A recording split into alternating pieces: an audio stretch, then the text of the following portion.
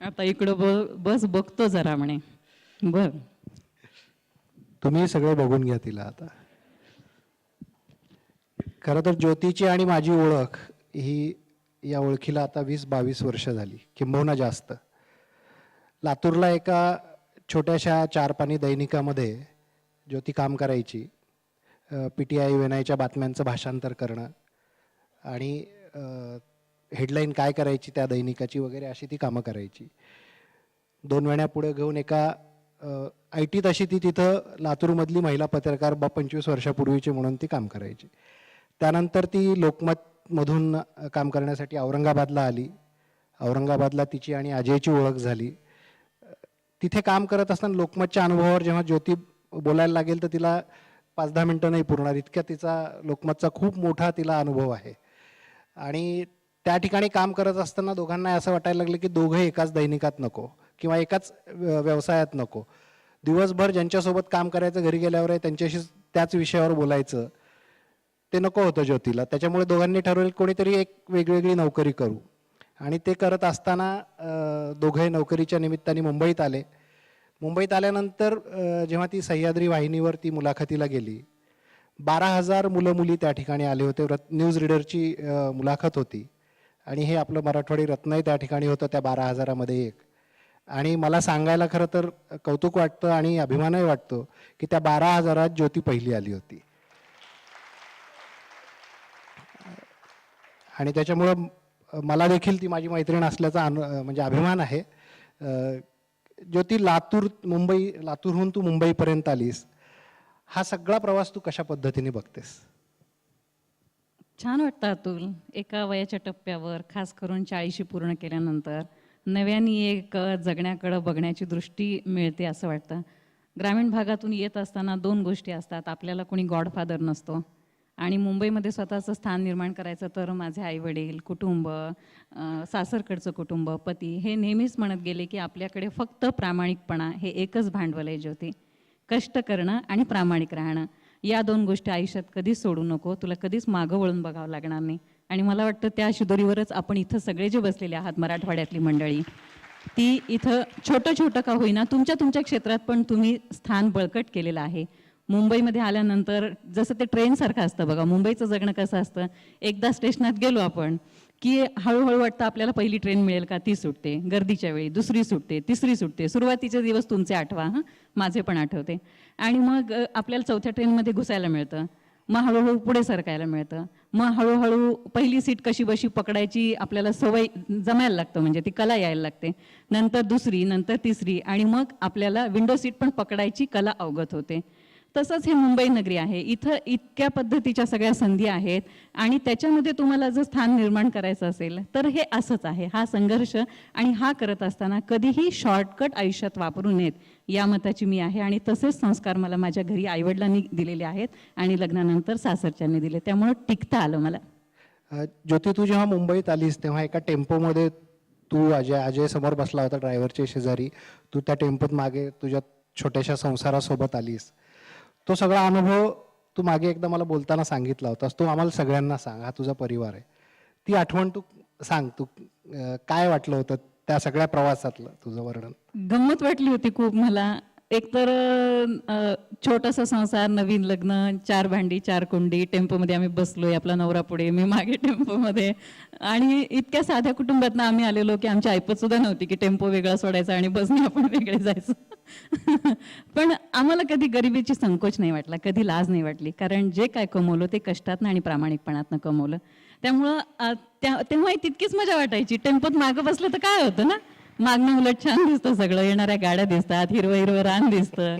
आणि आपण मुळातच मातीच्या काय म्हणतात, आपले रूट पक्के आहेत, आपण मातीतनं आलेलो आहोत, खालून आलो, तळागाळातनं आलेलो आहोत. त्यामुळे ते रूट्स पटकन असे इकडे तिकडे जात नाहीत. ते बघण्यात सुद्धा खरंच आनंद असतो. आणि त्या सगळ्या प्रवासामध्ये जसं तू म्हणालास टेम्पोतनं आम्ही आलो. मुंबईत सुरुवातीला आले तेव्हा माझा क्रायसिस झाला होता, अगदी प्रामाणिकपणे सांगते. आयडेंटिटी क्रायसिस जो म्हणतात ना, या सगळ्या प्रवासात इथं आल्यावर मला ऑलमोस्ट डिप्रेशन आलं होतं की मुंबईमध्ये मोठ्या मोठ्या इमारती मी कधी पाहिल्या नव्हत्या, मोठे मोठे रस्ते पाहिले नव्हते, धावणारी लोकं पाहिली नव्हती. मला सतत वाटायचं की इथं एवढी लोकं का आहेत, एवढ्या उंच इमारती का आहेत, सगळ्यांनी इथंच का यावं, ज्यांनी त्यांनी आपल्या आपल्या गावी आणि आपापल्या घरी संसार करता येत नाही का, मी इथं कशाला आले, माझ्या नवऱ्याने मला का आणलं, असा आयडेंटिटी क्रायसिस माझा झाला होता. आणि असंख्य वेळा मीही रडले होते, माझ्या कुटुंबियांबरोबर पण रडले होते. पण गंमत आहे त्याच्यात सुद्धा, म्हणजे माझ्या आईवडिलांना माझ्या रडण्याचं हसू यायचं.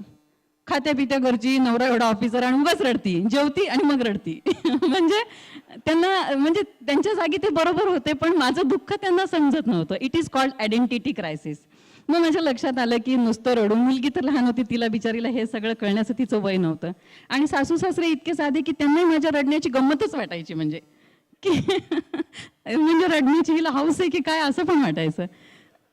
मग मी स्वतःला समजून सांगायला सुरुवात केली अतुल, की रडण्याने काही प्रश्न सुटणार नाही. जसं शिल्पा म्हणाली, एका टप्प्यावर आपल्याला आईवडील आणून सोडतात, त्याच्यानंतर येणाऱ्या समस्या नवऱ्याच्या बदल्या होतात दर 3 वर्षांनी, त्याला आपण काही करू शकत नाहीये. तो काही जाणीवपूर्वक आपल्याला त्रास देण्यासाठी ह्या गोष्टी करत नाहीये.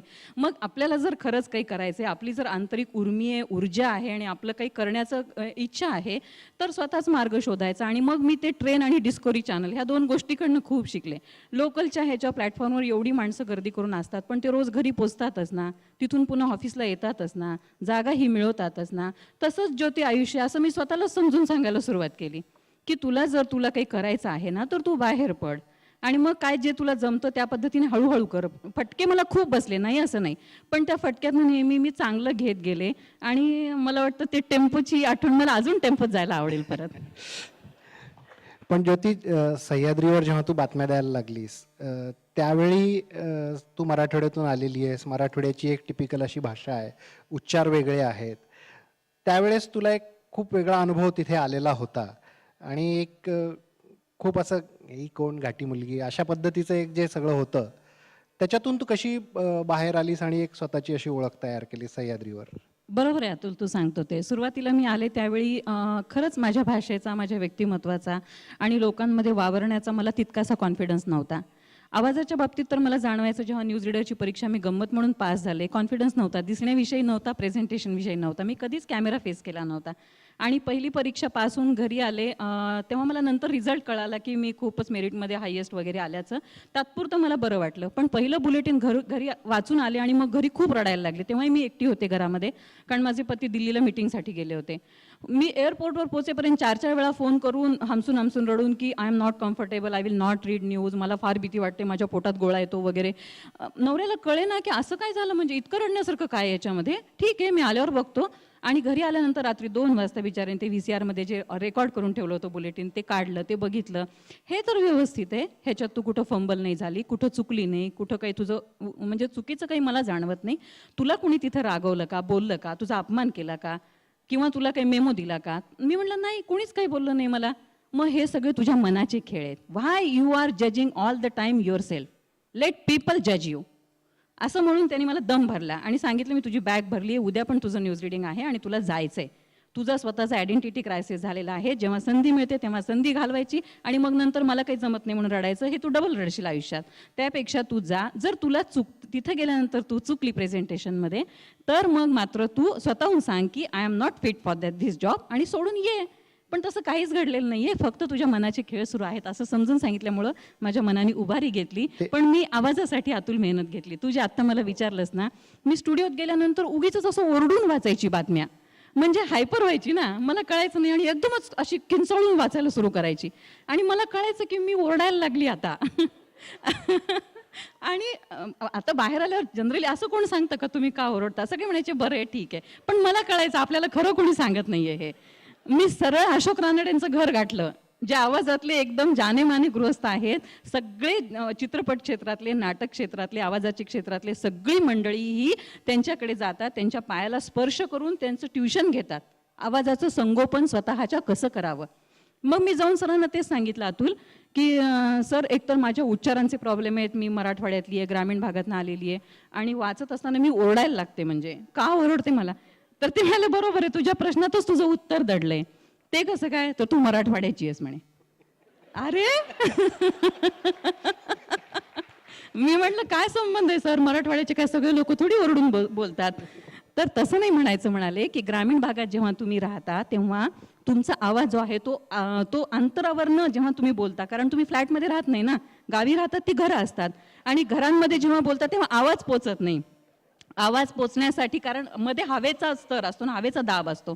जेव्हा तुमचं स्वरयंत्र वापरत असता तुम्ही नैसर्गिकरित्या, त्याला वोकल कॉर्ड म्हणतात, तेव्हा ते आवाज नाही पोचला तर आपण ए राजू असं करून बोलतो. तर तू तसंच बोलते म्हणाले, सगळंच तू तसं बोलते, म्हणजे कारण ते ग्रामीण भागात आल्यामुळं शेवटी मला ते सुधरवून घ्यावं लागलं. पण ज्या अजयनी तुला हे सगळं सांगितलं, कॉन्फिडन्स दिला, तो हिचा नवरा, तो सतत बाहेर असतो म्हणजे कामानिमित्त, पण तो सतत बाहेर असतो. जयती हिची मुलगी, ती तिच्या विश्वात मग्न असते. तर या सगळ्या ह्याच्यात कधी कधी तुला असं वाटतं की ज्योती बने ज्वाला असं होत नाही कधी? होतं, चांगलं होतं. मग काय करतेस? काही नाही, बडबड करायची, पुन्हा कामाला लागायचं. ज्योती, तू ह्या सगळ्या चढ्या आवाजात बोलणं वगैरे हे सगळं नंतर तू खूप गोड बोलायला लागलीस. कधी साखर नसली टीव्ही पुढे वाटी ठेवून ती साखर घ्यायला लागली, इतकी गोड बोलायला लागलीस तू. पण हे करत असताना तू निवेदन आणि मुलाखती वगैरे घ्यायला लागलीस. हे क्षेत्र, निवेदन करणं आणि मुलाखती घेणं, हे क्षेत्र तू कसं निवडलंस, कसं स्वतःला तयार केलंस? अपघात म्हणून केलं, सगळ्याच गोष्टी प्रयोग म्हणून केल्या. कारण आईवडिलांनी आधी जसं शिल्पा म्हणाली तसं अतिशय मुक्त स्वातंत्र्य दिलं होतं. तुम्हाला जे योग्य वाटतं ते करा, जिथं जावं असं वाटतं ते जा. काही बंधनं आम्हाला असायची, कारण छोट्या गावात होतो, 5 लेकरांचे 5 मुलींचे वडील होते माझे, त्यामुळे नॅचरली त्या वातावरणात ते खूप कडक होते. रात्री संध्याकाळी फारसं म्हणजे जायचं नाही किंवा कुठलेही सिनेमे बघायचे नाहीत, असं थोडंफार बंधन असायचं.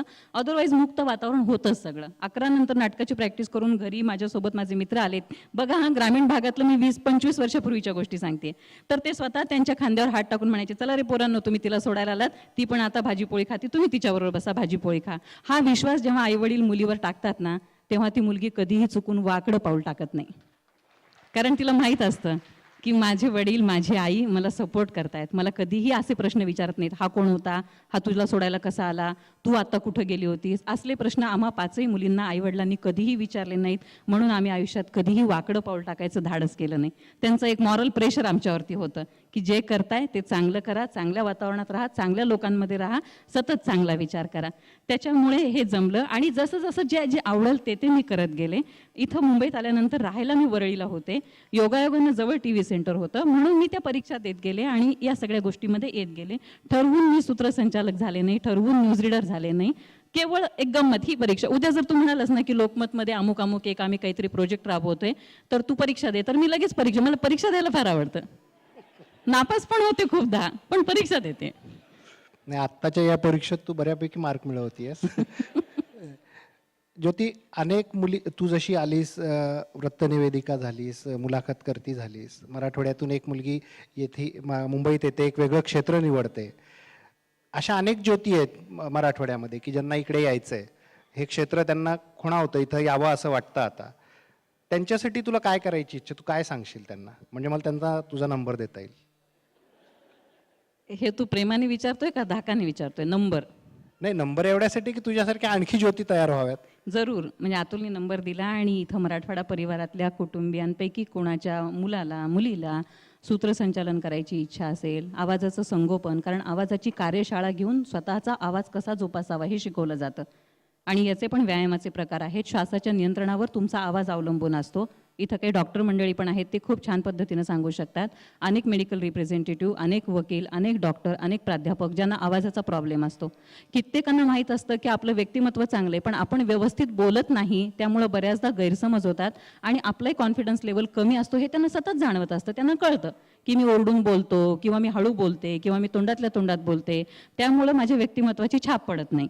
तर ह्याच्यासाठी आवाजाची जोपासना कशी करावी, आवाजाचं संगोपन कसं करावं, त्याच्यासाठी कुठून गायडन्स घ्यावा, सूत्रसंचालन कसं करावं, त्याची तयारी कशी करायला पाहिजे, शिवाय वृत्तनिवेदन करायचं असेल तर कुठल्या कुठल्या गोष्टीचं काटेकोरपणे पालन करावं लागतं, यातले स्ट्रेस लेवल कसे असतात आणि ते कसे मॅनेज करायचे, हे सगळं मी अतिशय चांगल्या पद्धतीने आणि खास म्हणजे 20 वर्षात जर मी काम केलं तर निश्चितच मी हे अधिकारवाणीनं नव्या येणाऱ्या पिढींना कर्तव्यबुद्धीनं सांगितलं पाहिजे असं मी मानते. धन्यवाद ज्योती. तू इथं पास झालीस चांगल्या मार्कांनी. अतुल शेठ, तुमची परवानगी असेल तर माझे आईवडील खास या कार्यक्रमासाठी हो, आलेले बिलकुल. आहेत. म्हणजे ज्योतीच्या आई वडिलांसाठी आपण जोरदार टाळ्यांनी त्यांचं स्वागत आणि कौतुक करूयात. आणि तुमची जर परवानगी असेल तर पाहुण्यांसोबत जर ते इथं आले तर मला फार बिलकुल, बरं बिलकुल. वाटेल. मी ज्योतीच्या आई बाबांना विनंती करतो की त्यांनी या ठिकाणी व्यासपीठावर, नरेंद्र प्लीज. आणि ज्योतिताईंचा सत्कार करण्यासाठी, त्यांच्या आईवडिलांसह त्यांचं कौतुक करण्यासाठी मी मंचावर आमंत्रित करत आहे श्री आणि सौ न्यायमूर्ती भाटिया यांना.